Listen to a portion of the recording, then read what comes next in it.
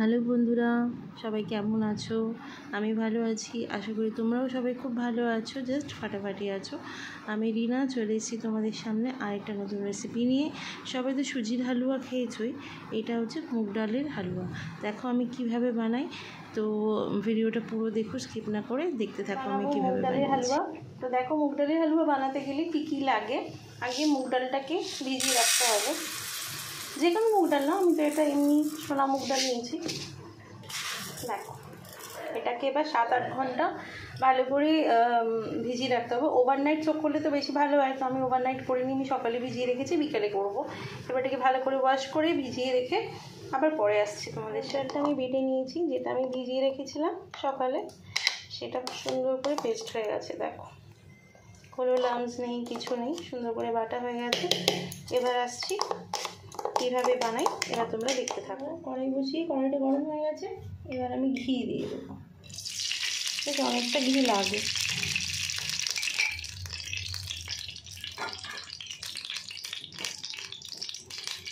ঘিটা একটু গরম হবে, তারপরে আমি এলাচ দেবো। হ্যাঁ,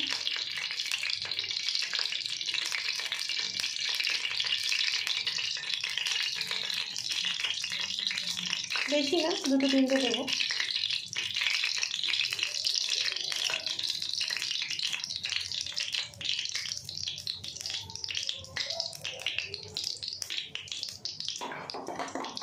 এবার এই যে মুগ ডাল যেটা আমি বেটে রেখেছিলাম সেটা দিয়ে দেবো।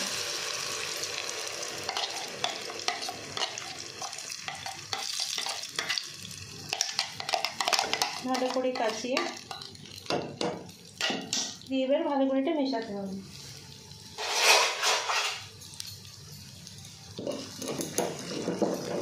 যাতে এটা নিচে লেগে না যায়। গ্যাসের ফ্লেমটা সবসময় কম রাখতে হবে, নাকি নিচে ধরে গেলে কিন্তু খেতে ভালো লাগবে না, আর টেস্টও আসবে না।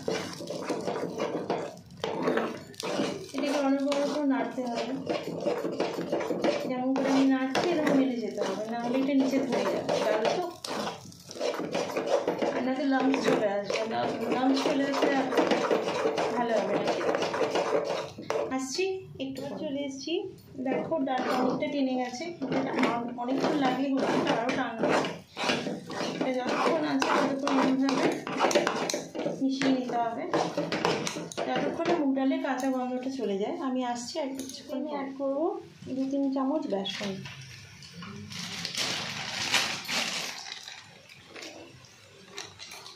বেশি না, অল্প।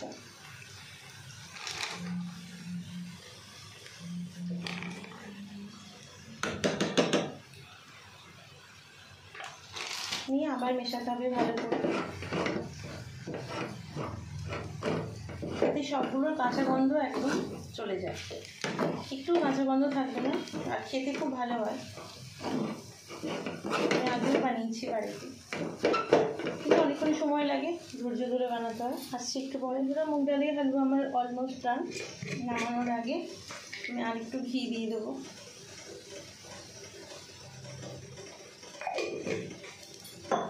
দিয়ে আবার একটু মিশিয়ে দেবো।